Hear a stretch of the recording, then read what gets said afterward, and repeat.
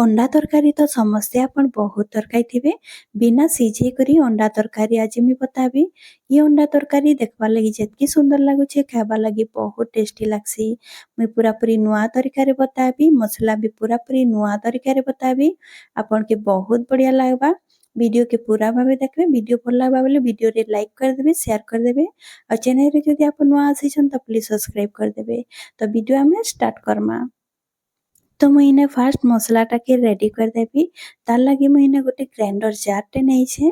मुझे नहीं छे दुईटा टमाटर सीझे करी मीटा के सीझे देइथिली। आपण थोड़े एंता ट्राई करबे मसला तैयारी करबे देखबे बहुत बढ़िया लागसी।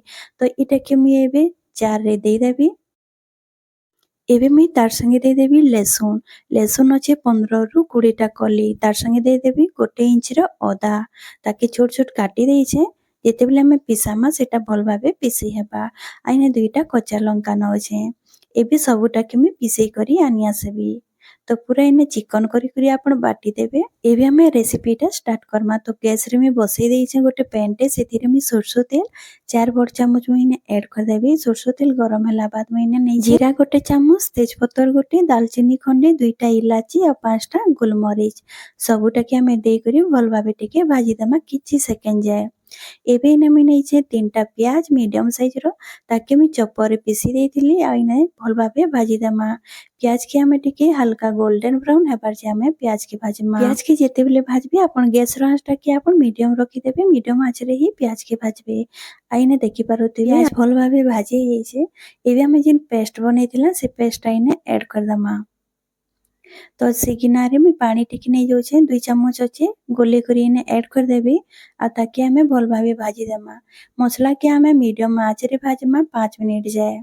इने मसला के हमें भल भाबे भाजमा जेते बेल जे तार कच्चा स्मेल नहीं जीवा।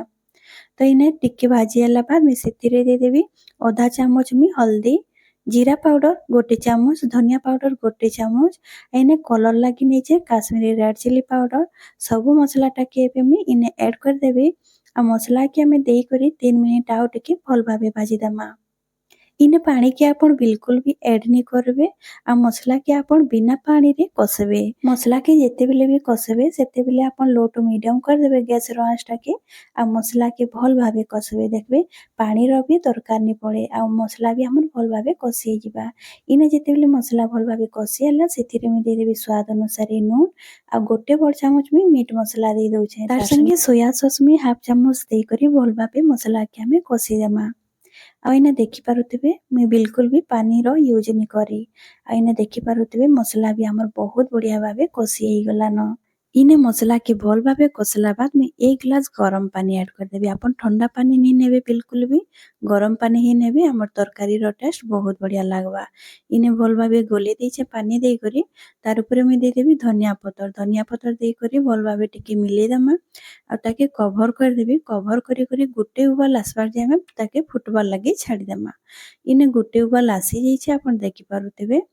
एबे हमें इने गोटे गोटे अंडा करी इने ऐड कर देमा। तो मैं आगरू गोटे गिनारे अंडा के फटे करी रखीतिली सेटा के मैं इने गोटे गोटे करी ऐड कर देबी। अंडा के ऐड करला बेले ध्यान रखबे केसरटा नि फाटबार कथा। इने मैं 4टा अंडा नउछे। एबे मैं ताके कवर कर देबी। एबे हमें ताके सिझबार लगी छाड़ी देमा 10 मिनिट। आ इने देखि पारुथिबे भल भाबे सिझी जाइछे हमर अंडा सब। एबे हमें टिके हल्का हाथ रे मसलाटा के ऊपर तल टिके कर देमा। इने हमर तरकारी बनी करी पूरा पूरी रेडी हो जाइछे। मैं एबे भल करे मिसी सारला बाद मैं गैस के बंद कर देबी। आ देखि पारुथिबे तार कलर बहुत बढ़िया आसीछे। आ ई तरकारी बहुत टेस्टी भी लागसी। ई तरकारी बनाबार लागी बहुत कम टाइम भी लागसी आ बहुत इजी भी बनी जैसी। काजे कि हमके इने अंडा के सिझाबा लगे नहीं पड़े।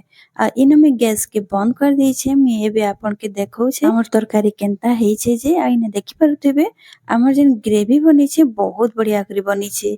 मैं एबे गोटे प्लेट रे सर्व कर दउछे।